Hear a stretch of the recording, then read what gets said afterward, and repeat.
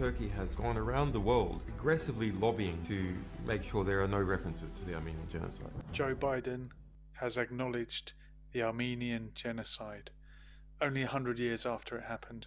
Maybe he's just found out about it.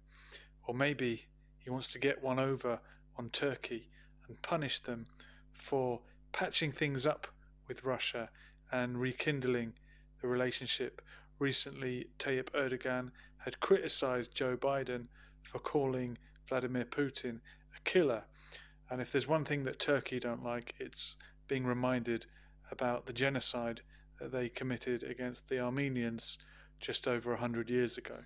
And this acknowledgement of the Armenian genocide has sparked a lot of whataboutery and people saying, oh, when is Joe Biden going to acknowledge the genocide against the Native Americans, for example, or what about this genocide, what about slavery, what about, which is all well and good, but as a stand-alone issue, it is important to acknowledge the Armenian genocide, and it is a positive step that this has been done by the Joe Biden administration, regardless of the reasons behind it, which will be, of course, geopolitical and getting one over on Turkey.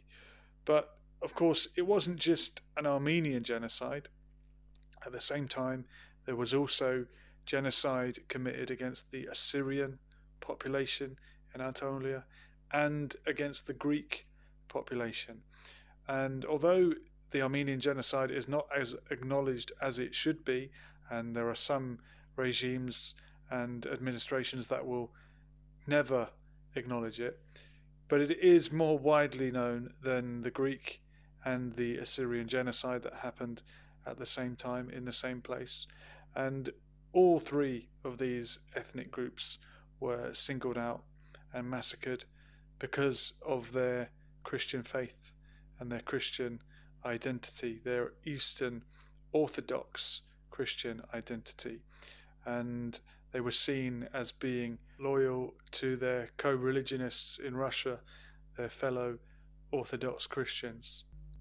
So the Russian people have always shared an affinity with the Armenian people and shared their pain from the Armenian genocide. The Greek people also, of course, who suffered in that same genocide, have an affinity with the Armenians and being fellow Greek Orthodox Christians. And this news comes during the week that Vassos Lazaridis passed away, the great Greek Cypriot leader who had a very close relationship with Yasser Arafat and the Palestinians. And also in the news this week, Human Rights Watch has acknowledged that the Palestinians are suffering apartheid, that the occupation of Palestine, the illegal occupation, amounts to apartheid, which is of course a war crime. And Yasser Arafat was not only close to his Greek Cypriot brothers in Cyprus who were suffering under a similar occupation where settlers were transplanted into war-won land in a similar fashion as is the case in Palestine, but he was also very close to his Armenian brothers. And there has been an Armenian community in Jerusalem, in Palestine, for well over 1,000 years. This is one of the oldest Armenian communities outside of Armenia. Many Armenians live in the diaspora, not least because of the persecution that they suffered, and many more fled after the Armenian genocide.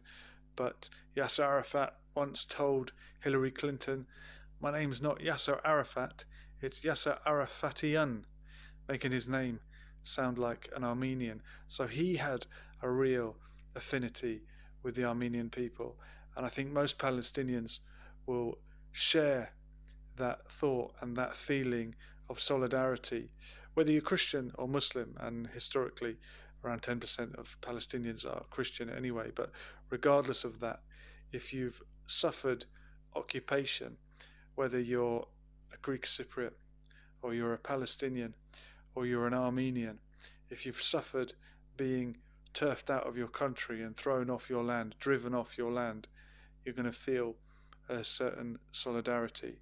So this week, when Joe Biden has acknowledged the Armenian Genocide, finally, after 100 years, and Human Rights Watch has acknowledged the apartheid happening in Palestine, let's remember and let's stand with all the oppressed people suffering apartheid, suffering genocide, whether they are Christian, whether they're Muslim, whatever religion they are. And if a war crime such as apartheid is happening right now, let's not wait 100 years before we acknowledge it.